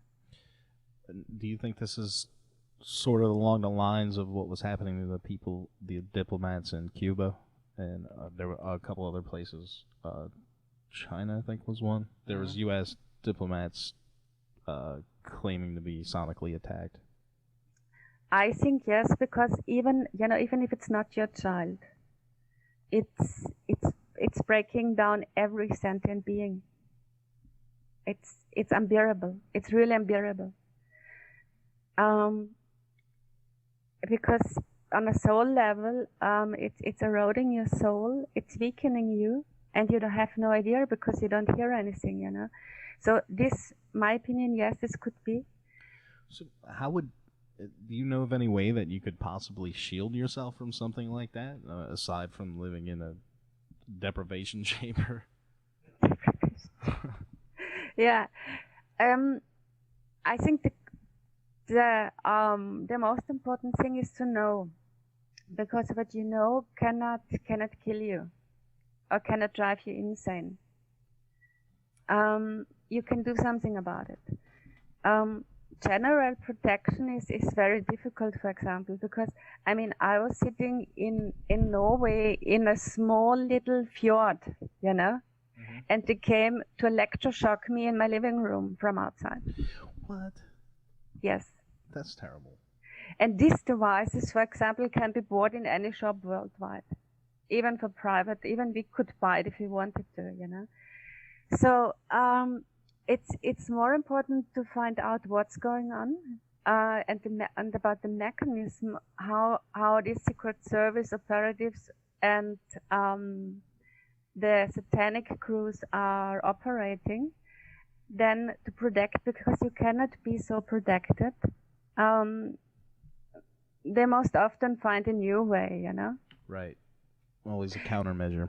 Yeah, and for example, in the settlement where I live here in Vienna, half of the settlement thinks I would have committed suicide because a Secret Service agent told them so. Really? The other third thinks that I'm insane. So, just to clarify, when you say Secret Service, are you're talking about something over there? You're not talking about the U.S. Secret Service, are you? No, here in Vienna, I talk, of course, about Austrian Secret Service. Okay. And I even mentioned them towards courts after a murder attempt, with name, with picture, with birthday, you know? So, And they don't mind. in Austria, what would the Secret Service be charged with? What would be their main job? See, here in America, the Secret Service is pretty much just to protect the president. Okay. Did not know that. Yeah, we've got the CIA and the NSA. Those are our intelligence agencies. The Okay. DIA, Defense Intelligence Agency. There's a whole slew of we call them alphabet soup agencies. We got like 50 of them, but the Secret Service, they're just basically to protect the president. Yeah, the CIA and the FBI are the two big intelligence agencies that most people know about. Okay.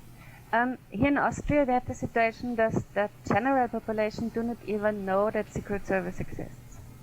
So even when you start to talk about Secret Service, they more tend to think that you're insane, that they're so brainwashed. So this means also that Austrian Secret Service is excellent, because a population who does not know that it exists they did a brilliant job. So this would be more akin to like the Men in Black than the CIA. The Men in Black being like the people who come that don't exist to investigate or to question people after they witness a UFO event or something like that, or to come and collect evidence. They don't technically exist. Yeah, they're part of an organization that's so secret that there's not a name for it. Yeah, something like this, yes. And you know, they look like we do. They are caretakers of houses, they're pensionists, they are invalids. They really have a brilliant stuff, you know. It's not. We all have, at least here in Austria, we all have in our minds the James Bond type, you know. Right. And when someone is not looking like this type, it cannot be. Yeah. So you don't got a flamethrower in your watch. Yeah. Well, and I'm sure a good portion of Europe actually remembers when there were secret police. Yeah. So. It's extremely difficult here in Austria, and here in Austria we are not allowed to talk about UFOs and not about aliens. Really? Yes, we are so brainwashed. Even I have to admit, I have really trouble to talk about aliens because it's so forbidden here that you don't dare, you know. Yeah. American culture is pretty obsessed with the idea of aliens, actually. Yeah. There's actually a state in the U.S. that has a law that makes it illegal to get abducted by an alien. Really? You believe that? Yeah, but this is free speech, and I mean, we must not forget we are here in the Nazi home base. So why are they brainwashing the population and even to dare to think about it? Of course, we have a lot of alien contacts, a lot of bases, a lot of UFOs, but it's the best protection, no? Yeah, I guess to give it the giant stigma. I mean, it used to have a pretty big stigma here too, but it's loosened up in the last 20, 30 years, I'd say. Well, and I think that, okay, so yeah, speaking of the CIA, there was somebody who basically said that, you know, anything you see on TV, anything that you hear on the radio, anything that makes its way into the mass consciousness is what we call culture jamming. It's, you know, basically the powers that be taking these ideas, and grinding them into the American zeitgeist. So, and let's see, you're over there in Austria, so you would be familiar with the Tavistock Institute? Yes, of course. Yeah, so a lot of that technique comes from them, with long-range penetration and repeated shock to the psyche on a mass level. And so I think the way it worked here is that, you know, keep this underlying sort of theme that if anybody talks about, you know, UFOs or extraterrestrials, well, then, yeah, they're crazy. Yeah. But since we're having such a hard time making everyone who's seen something in the sky look crazy, we're just going to either not talk about it or we're just going to play it up and make it part of the culture. Yeah. No, you really have freedom of speech. You must not forget this. Yeah, and for now. And you had gorgeous whistleblowers activist scientist over the last 60 years, actually, who did so much from any angle of these truthoscenes. Basic field research. Anthony Hilder, Cooper, I now missed his first name. Bill Cooper. Bill Cooper. Yeah. William Cooper. Then all those dealing with SRA and MK Ultra. So without you Americans, I think I wouldn't be alive anymore, because you would have broken me, you know. Well, as on behalf of America, thank you. Yeah, seriously. Thank you, America. Well, and you know, I mean, I get the feeling that a lot of this is coming up in our own backyard. We just had recently had a couple of stories that we shared in the group about how and this is like in the last 2 days, 2 major child smuggling rings were broken up. One in Detroit and one that stretched from Virginia to Georgia. And child smuggling rings. Yeah, and we are in Virginia. Oh, okay. I mean, you know, this news about smuggling rings, I mean, this is great for the concerned children, but then maybe you save a few hundreds, you know. But it's more important, in my opinion, to get out with the whole thing, what was done on them, that they're programmed. Because if you don't know about programming, yeah, well, then they're taken from the smuggling rings and are placed into foster places where they are ongoing programmed or used for whatever, you know. So we have to raise the awareness, in my opinion. How the procedure is done on toddlers and small children. Because otherwise we cannot stop the whole issue. And these children are becoming perpetrators on their own. Not all of them, of course, but many.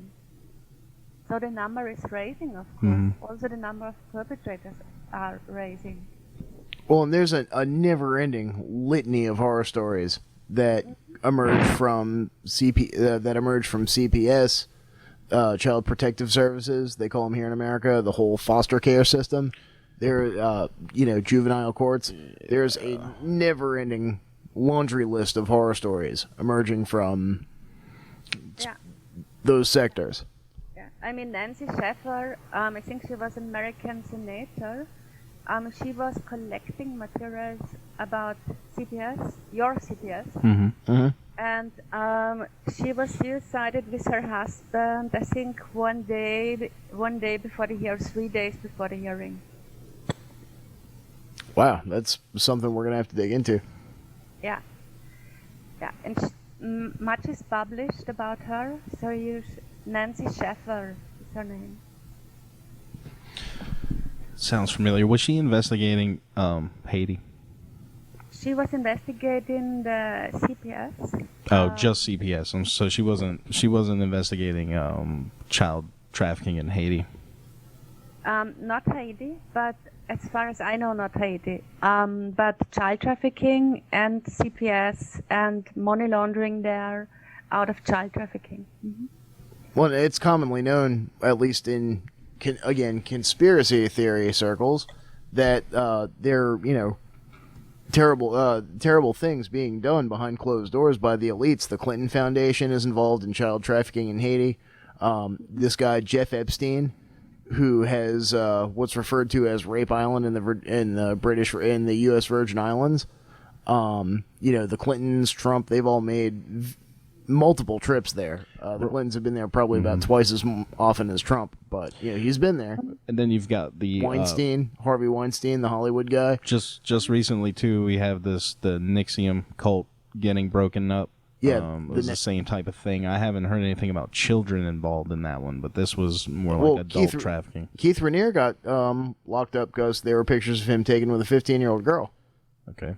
The whole Pizzagate thing, and of course, all the people who want to laugh at that, Pizzagate's not real, thought that it was just about the guy who owned that pizza parlor or whatever it was, like a laser tag place or whatever the hell it was. It was like a second-rate Chuck E. Cheese. Yeah, I mean, this is extremely important, and I'm so glad that other guys are doing this research. But what's for me more interesting, all those guys you mentioned, Weinstein, Clinton, whatever, all those are under MK Ultra themselves. Mm-hmm. So also my son told me, this was so interesting, heartbreaking. He told me that other toddlers were present and they were forced to do him ouch. Ouch was our code for torture, Mm-hmm. So the small ones, children of the perpetrators, were forcing their own, meaning perpetrators were forcing their own children to torture my son and other children. So they are. This is part of their MK Ultra program, that they have to do this to other children. And when you see them growing up, then you have the adult versions of Weinstein and Clinton and however they are called, or Bush, or also here in Austria the same, no difference. By the way, Arnold Schwarzenegger, also involved in all this, is Austrian. It's you mentioned Bill Clinton being MK. Yeah. I met Bill Clinton one time, and I was there. He was campaigning for his wife in like 2008 or something like that, Hillary Clinton, and he was doing some speech for her at a gymnasium. And at the time, I was involved with a activist group, and we used to run down politicians and ambush journalism basically, and ask them questions they didn't want to have even hear, never mind answer. So I went there to ask him about the Bohemian Grove. And when I got to him, it was so strange. It was just like this, the energy in the room was like he was a rock star or something. He gets done with a speech and he's doing the meet and greet thing, and it was empty. Like his face, it was just like, I shook his hand and I asked him a question, and he just was blank face, and he wasn't even there. It was crazy. Yeah, I mean, there's this famous video from him online. I don't know if you know it, where he gets makeup before a speech, I think. Mm-hmm. And there you see that there's nothing there, that he's just a shell. It seemed that way to me. I mean, he did the speech well. You could tell, he seemed alive and something was in there while he was giving the speech. But afterwards, it was just like he just kind of was looking through everyone. Like he didn't even see anything in the room. Yeah. I mean, I think this is more important, at least for me, it's more important to point to the fact that they are programmed themselves. That doesn't mean that they have a lot of guilt. Of course, they need to take back their responsibility and liability, Mm-hmm. But it's important that we know that they are programmed themselves, so they are programmed for these roles. So you have all these perverted torture events with small children. I'm not talking about sex, because for a child it's always torture. Mm-hmm. When you just think of the body measures of a child or a toddler and an adult man or even woman, it's torture. Mm-hmm. But they are programmed to do this. And of course, it's still the responsibility, even programmed, it's their responsibility to seek help, to stop it, and to overtake responsibility and liability. But we must see that they're victims on their own, and that even the children are programmed into this role to become perpetrators then later on. So if you don't see it, if you don't recognize this, it never stops. I mean, that's kind of like a common thing too with molestation cases and stuff like that aren't necessarily tied into SRA or some big giant group. Just because there are people out there who do that, and the children themselves turning around and doing it to other children. I don't know if they think that it's normal at that point or whatever because it was done to them. Outside of the whole ritual abuse thing. So just that alone, and then on top of it, you add the programming. It's no wonder. Yeah, and I mean, many survivors are speaking out and say, "I want to stop this." So you have the decision. I made the decision. Many others did. So not all victims are becoming bad perpetrators. Right. So, what do you think? I guess the stats are like as someone like yourself who realize what's happened to them, as opposed to the however many people out there who don't even have a clue that has happened to them. Millions. So, I guess if you are going to step up to the plate, so to speak, with that, you kind of got to realize that it's happened to you first. Yeah, I wish there was just a beam we can use to undo it all. But unfortunately, if there is one, they ain't giving it to us. Well, I mean, it's kind of hard to force a violation of causality, and once you've done this kind of shit to a person, there's no undoing it. You know what I mean? The damage is done. Right. Yeah, and I mean that, for example, different levels of programming. Not everyone I'm now cynical, gets the governmental programming, from the Secret Service with lifelong torture included. There are many steps from basic child abuse to governmental cultural programming, and many gray zones, So that's why I think, or many are talking about, that millions are concerned.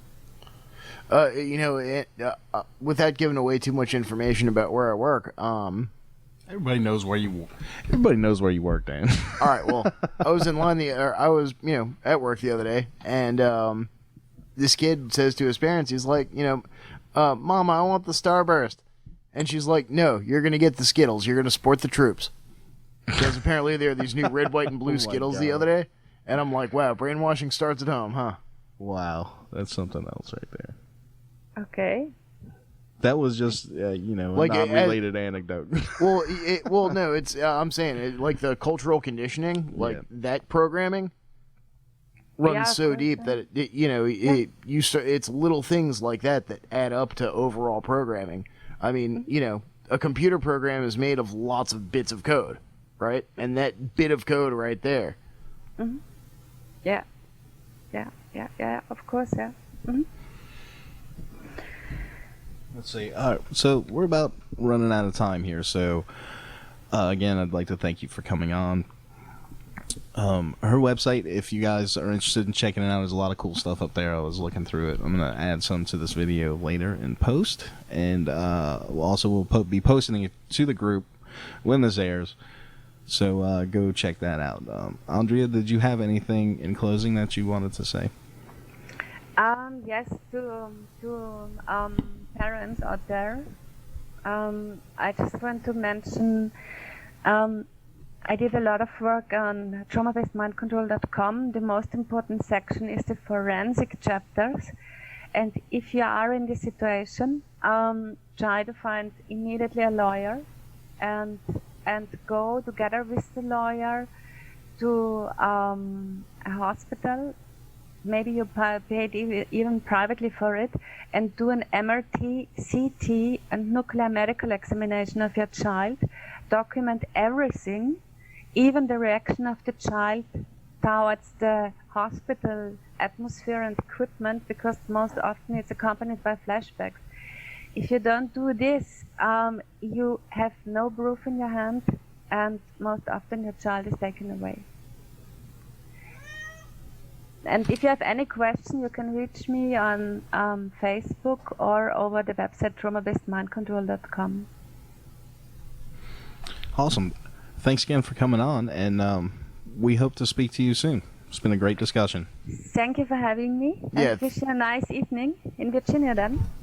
You too. Yeah, have a great, thanks for coming on, and again, thanks for just the level of bravery it takes to come forward with this, and you're not backing down, and I mean that's the kind of courage this world needs if we're gonna try and get on the path of fixing things. Yeah, really, and get these rich, nefarious elites that are manipulating humanity from the shadows. If we're gonna cast off that yoke, then this is where it starts. Yeah, thank you too for your work. I think we all are brave here doing something. So everyone chose his topic and I chose mine. So yeah, thank you for having me. No problem. Talk to you soon. Talk to you soon. Bye. Bye-bye. Oh, Hey, I'll push the button. I'll push the button. So, guys, what do you think about that? It was pretty interesting. pretty eye-opening. I mean, it is kind of unsettling to think, like, what sort of percentage of the population is out there that's, completely programmed, that, isn't capable of their own thoughts, is not capable of any sort of self-governance whatsoever. But, like, people that have been programmed like MK Ultra and conditioned to do these, do insane stuff. Yeah, and there's all kinds of different programmings. Like the Monarch program, like the sex slave programming. Yeah, the whole Then, mind fracturing thing. Like, And then, assassins, that sort of thing. I mean, God knows. I mean, it's kind of like, you ever seen the hypnotist, like, oh, when I snap my fingers, you won't think you frog. It's kind of like that, only with, like, fucking drowning and shit. yeah. I mean, really, it's fucked up. But, yep, hope you guys enjoyed that. In about 15 minutes or so, there'll be a standalone video available without us flapping. So if you missed that part or whatever, you can tune into that later. I think the whole show is worth tuning into, but that's just me. I could be biased. Could be my confirmation bias speaking right there. All right, see you guys next week, possibly.